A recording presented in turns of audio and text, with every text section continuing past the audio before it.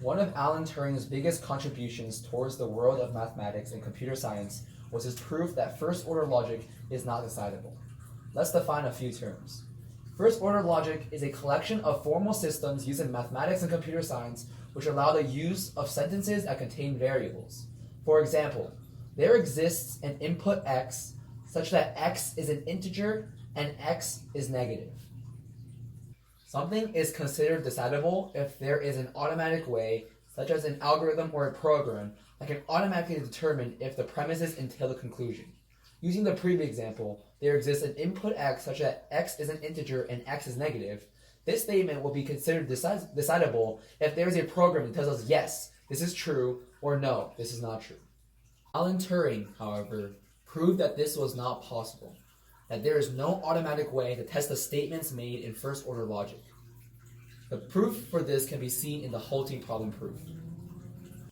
Suppose we have a program, and let's just draw it as a black box. It's going to take some inputs and it's going to give us some outputs.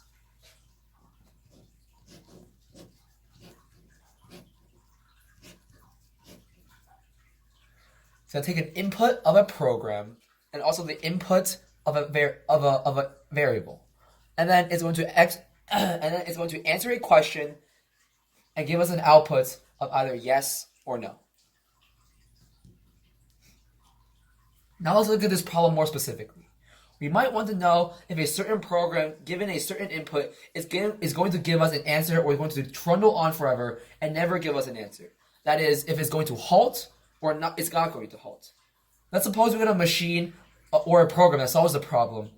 For instance, this black box. Given some program and some input, will it halt with meaning yes, or it doesn't, meaning no? So it'll ask the question, will program halt given variable?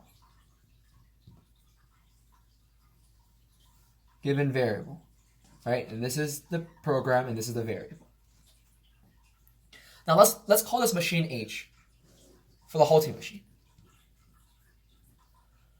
Now let's suppose I add on to this halting machine, so that when it gives me that yes, it will halt, it will loop forever. But when this machine gives me a no, it will not halt, it will halt. And now let's call this machine H+.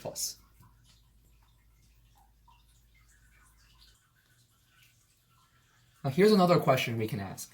What happens if I feed the whole machine into itself? So I'm going to put H+ here as its program and H+ here as its variable.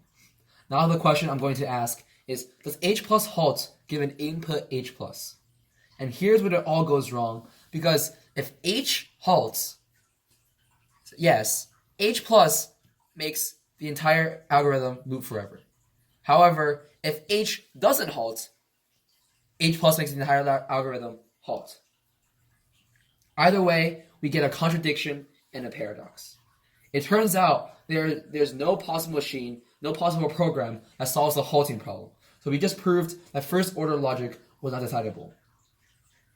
This is because such an algorithm cannot exist because there's one particular case that we can make up when it does not work. And in this case, we can make up is not a logical fallacy. Either way, we get a contradiction and a paradox. It turns out there's no possible machine or possible algorithm that solves the halting problem, because there's one particular case that we can make up when it does not work, and that case we can make up is not a logical fallacy.